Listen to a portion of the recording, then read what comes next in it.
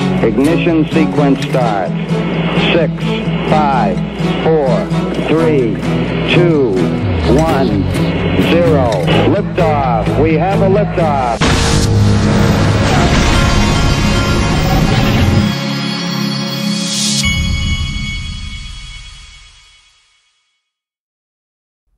Hey everybody, this is the Digital Asset Investor. I'm trying to hold it down just a little bit because I'm doing this video early, but there's so much going on that I had to go ahead and get going this morning.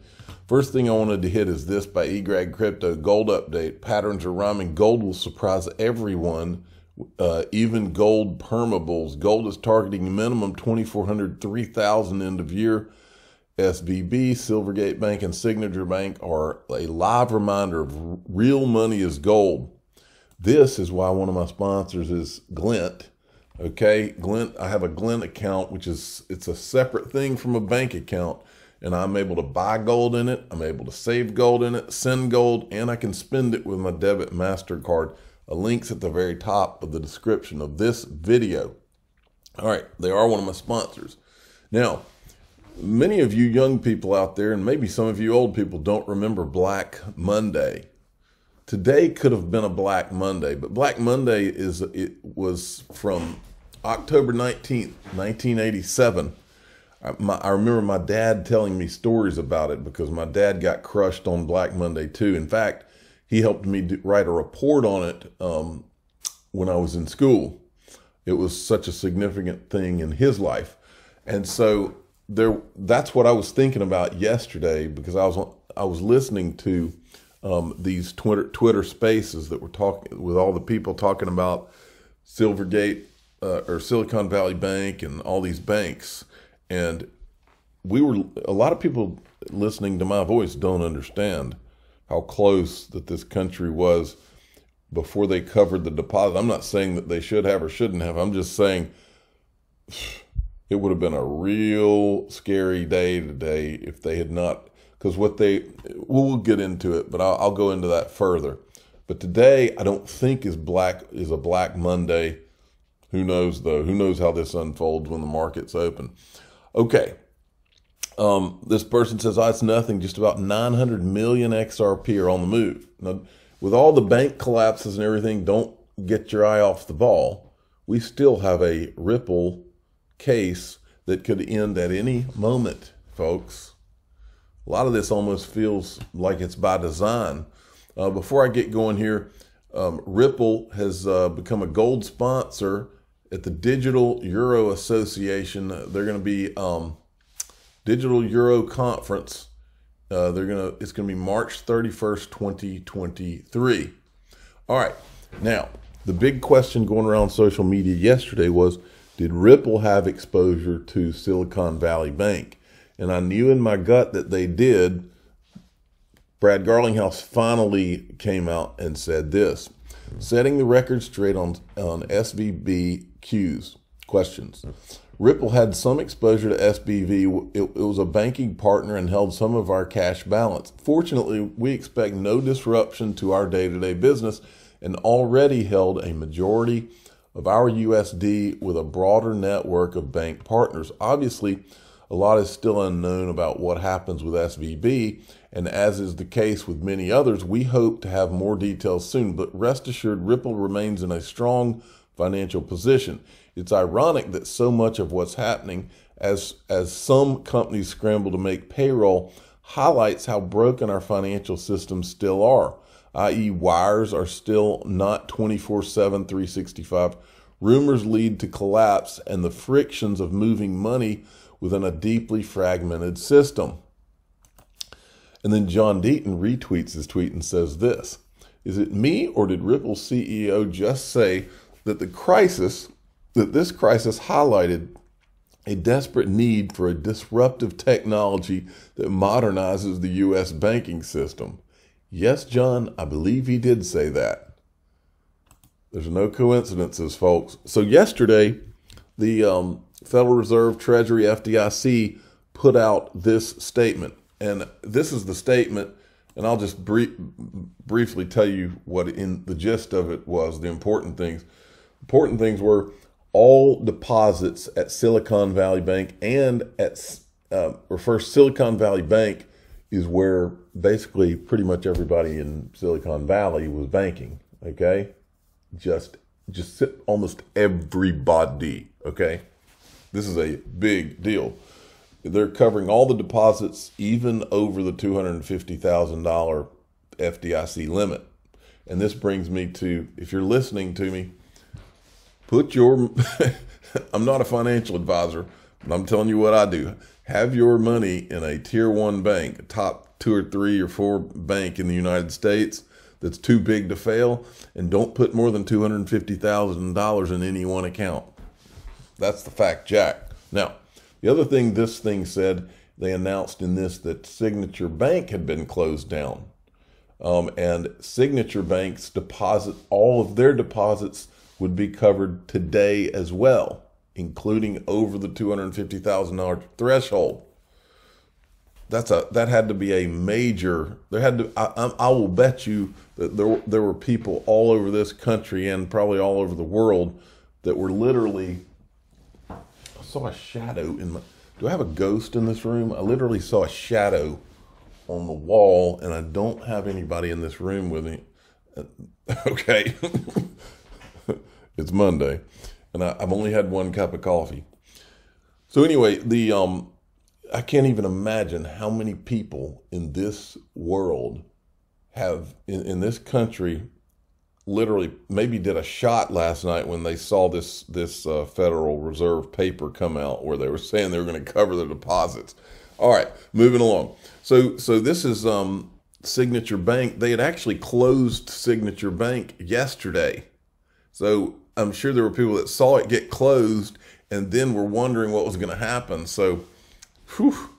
All right, now, and then Coinbase came out after the fact when the coast was clear, and they said, yeah, oh, by the way, we had $240 million in Signature Bank.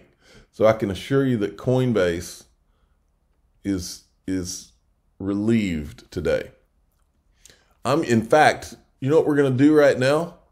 We're going to say, hey, because this is an opportunity. Brian Armstrong just got saved. Hey, Brian _Armstrong. Let's do this right now. Coinbase, since you got your butt saved, how about you give us our Songbird and Flare now. I mean, you know, you can't make this up. These guys, they stood to lose $240 million, okay? They get saved, and now they're going to get their $240 million, and they still have not given us our Flare and Songbird tokens. All right, and here's Steve Leesman, who is you could literally run your arm up his back and control him like a puppet, because this guy, if there was ever a government puppet, this guy's it. Andrew, because it was a weekend reminiscent of those troubling times of the great financial crisis. Regulators scrambling this weekend to shore up a fragile banking system, taking several historic steps. The question is whether they succeeded. The failure Friday of Silicon Valley Bank, the second largest failure in U.S. banking history, and what some would call the first bank run in the digital age, created the risk of a broader run on small banks throughout the country, and that companies... Okay, that's all I can listen to from him. Here's the story they're not telling you, and this is the true story. The real story is not the banks collapsing, folks. It's the federal government intentionally doing it to crush crypto and then coming in to save the banks. Make no mistake, that's what was done here. Remember when they were talking about a couple of weeks ago about Operation Choke Point? Well, go figure. They're choking off the crypto banks, the banks that were banking crypto. Look. Right here, Michael Branch. Crypto companies could find it harder to access traditional banking partners with the loss of 2 major crypto-friendly banks in less than a week, according to some in the crypto community. Now look at this. This is Jake Travinsky from yesterday. The closures of Silvergate, SVB, and Signature create a huge gap in the market for crypto-friendly banking. There are many banks that can seize this opportunity without taking on the same risks as these three. The question is if banking regulators will try to stand in the way. Folks, here's how this plays out. Make no mistake, I've said it for years now. We've just gone through a 10-year playground, a prototype, watching all this Bitcoin, Ethereum stuff, and they have let this market go. And then when Wall Street was ready, the government was going to come in and crush the startups to protect the incumbents so that they can hand this off. Write it down, folks.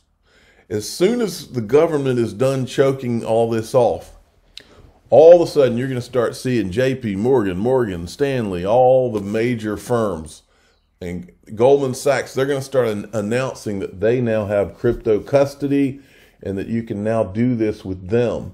And at that point, you're going to see the government disappear from criticizing crypto, and that's when you're going to see all the commercials and all the stuff crank up, okay?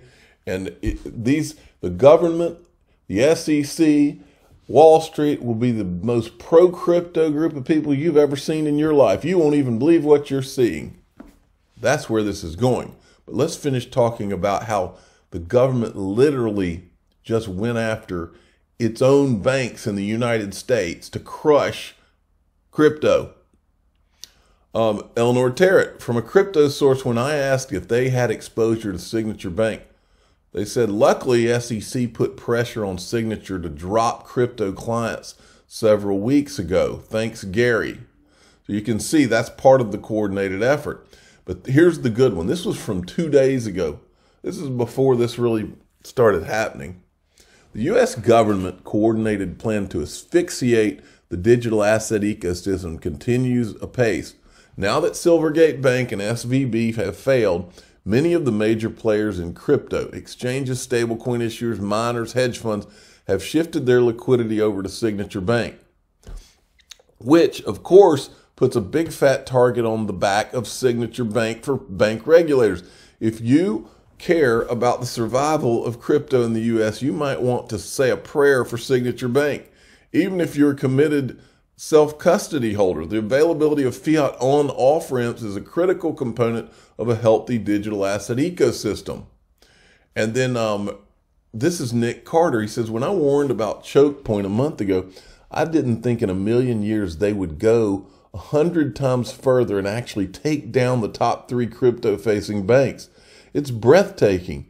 And this wasn't an accident. It was a demolition. Why was Silvergate Bank's FHLB loan withdrawn suddenly? Why are they in voluntary liquidation instead of being acquired or otherwise reintegrated as is typical? Why was Signature shut down? And then Caitlin Long comes in. I knew Nick Carter. There's a lot I haven't disclosed yet, but it might all become clear later this week. The White House Federal Board of Governors, Kansas City Fed, and Senator Dick Durbin all coordinated to take Custodia Bank down, first in the demolition, but it's fighting like hell. Then we've got Jeremy Allaire from Circle, okay? USDC got saved. They had over $3 billion in SVB. Well, now Cross River Bank is Circle's USDC new partner for automated settlements. Not too long ago, Cross River Bank integrated Ripple for real-time international payments. So the question is Cross River Bank now in the federal government's crosshairs? Now, you can't make this stuff up because I was there, I'm going to be able to tell you how this went down, folks. This Meta lawman, he says, guess who serves on the board of directors of the failed Signature Bank?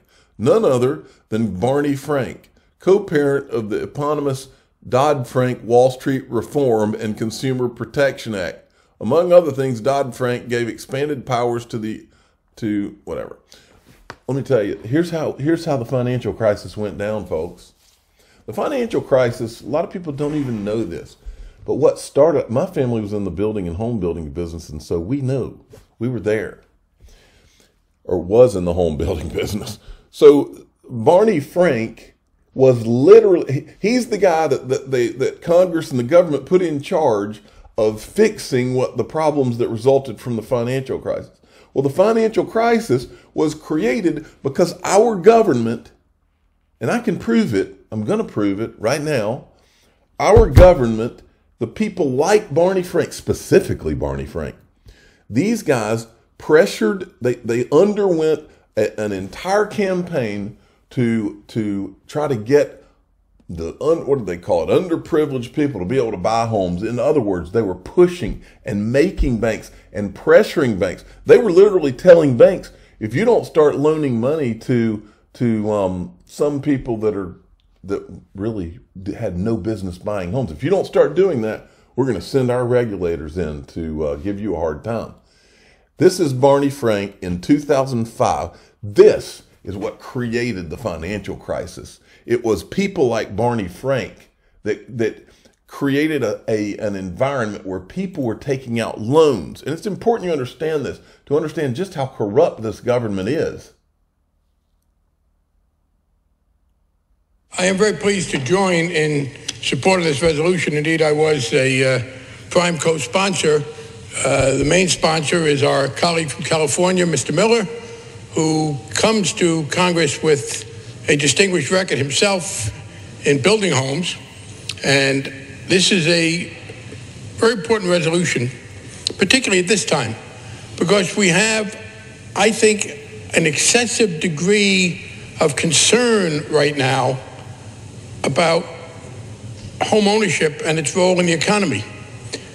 Obviously, speculation is never a good thing. But those who argue that housing prices are now at the point of a bubble seem to me to be missing a very important point. Unlike previous examples we have had, where substantial excessive inflation of prices later caused some problems, we are talking here about an entity, home ownership, homes, where there is not the degree of leverage that we have seen elsewhere. This is not the dot-com situation. We have problems with people having invested in business plans for which there was no reality, and people building fiber optic cable for which there was no need. Homes that are occupied may see an ebb and flow in the price at a certain percentage level, but you're not going to see the collapse that you see when people talk about a bubble. And so those of us on our committee in particular will continue to push for home ownership. So they were forcing these banks to make loans, and so this was 2005 here. So for the next 3 years, this guy was one of the main people pushing this and saying, "Oh, this isn't the same as." Anyway, this is what caused the freaking collapse. All these loans that should not have been made, and then they were packaged into all these CDOs or whatever they called them. And then when all of it collapses, this jerk who couldn't even balance my checkbook is the one that they put in charge of fixing it. And he created Dodd-Frank, and you'll never guess who was one of the people involved in creating Dodd-Frank too. That would be Gary Gensler. They're all a bunch of creep shows, folks. All of them. And now this guy's on the board at Signature Bank.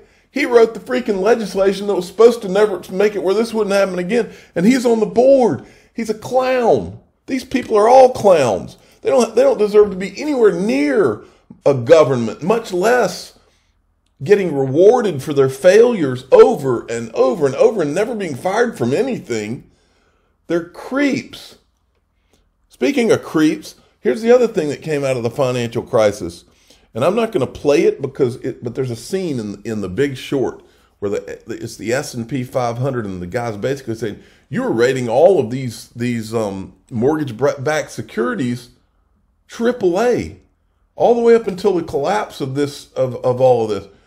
And her position at the S&P 500 was basically, well, we get paid by the Wall Street firms. And he's like, well, you get paid by the firms? And she goes, well, if we don't give them the rating they want, they'll go down the street to Moody's. Well, I tell you that. Look at this. Moody's failed to warn about Silicon Valley Bank's problems. They had them rated, I think, what did they have? A prestigious rating agency still gave the bank of startups an A rating until the collapse on March 10th. What you got here, folks, these rating agencies have all kinds of conflicts of interest, and nothing was ever done about them from the financial crisis. And the reason nothing was done is because they have the same revolving door and conflicts of interest that the SEC's got, that Goldman Sachs has, that all of these people. It's one big mess. It's an intentional mess. And that's why we keep ending up here. And until we take out the trash, it's going to keep happening. I'm the digital asset investor. I'm not an investment advisor. This is for entertainment purposes only. Please subscribe, hit the like button, and tell your friends and family this government in our country is a freaking mess.